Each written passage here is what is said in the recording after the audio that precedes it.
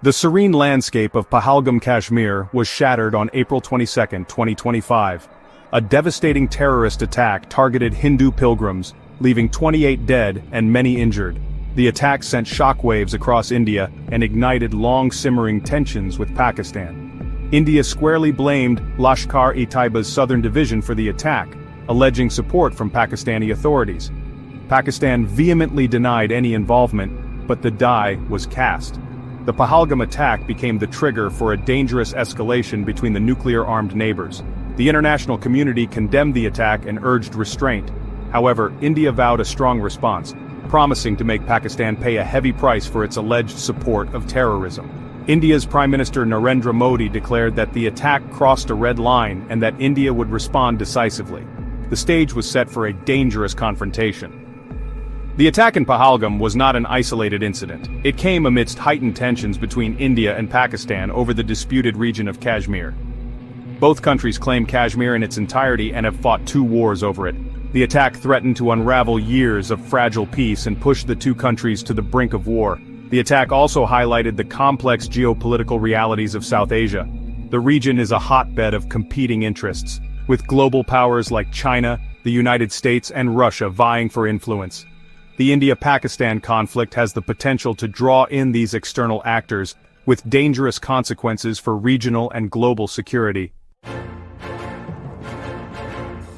On May 7, 2025, India launched Operation Sindhur, a series of airstrikes targeting alleged terrorist camps within Pakistan-administered Kashmir. Utilizing its fleet of Rafale fighter jets and Scalp missiles, India claimed to have destroyed 9 key terrorist infrastructure sites. Satellite imagery and thermal imaging were presented as evidence of the precision strikes. India asserted that over 100 militants were killed in the operation, while emphasizing minimal collateral damage. The operation was met with a mix of reactions. India framed it as a necessary and measured response to the Pahalgam attack, targeting terrorist havens, and not Pakistani military assets. Foreign envoys were briefed on the operation, with India warning of further action should Pakistan retaliate. However, Pakistan vehemently denied the existence of any terrorist camps within its territory. Pakistan denounced the strikes as an act of aggression and a violation of its sovereignty.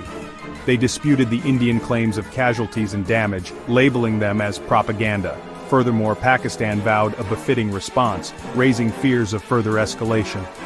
The international community expressed deep concern over the situation, urging both sides to exercise restraint and de-escalate tensions. The success of Operation Sindhur in achieving its stated objectives remains a subject of debate. While India claims significant damage to terrorist infrastructure, independent verification of casualties and damage remained elusive. The operation undeniably raised the stakes in the conflict, pushing both countries further down a dangerous path. Pakistan responded to Operation Sindhur on May 10, 2025. Launching its own offensive operation, codenamed Bunyan al-Marsus.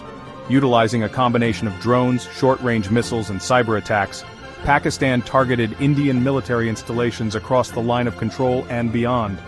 For the first time in over 5 decades, targets included areas within the Indian state of Punjab, marking a significant escalation. Pakistan claimed to have inflicted heavy losses on Indian forces, asserting the destruction of 77 Indian drones and 5 fighter aircraft. They also claimed to have successfully repelled Indian air incursions and inflicted casualties on Indian ground forces. However, India vehemently denied these claims, dismissing them as pure propaganda aimed at bolstering domestic morale.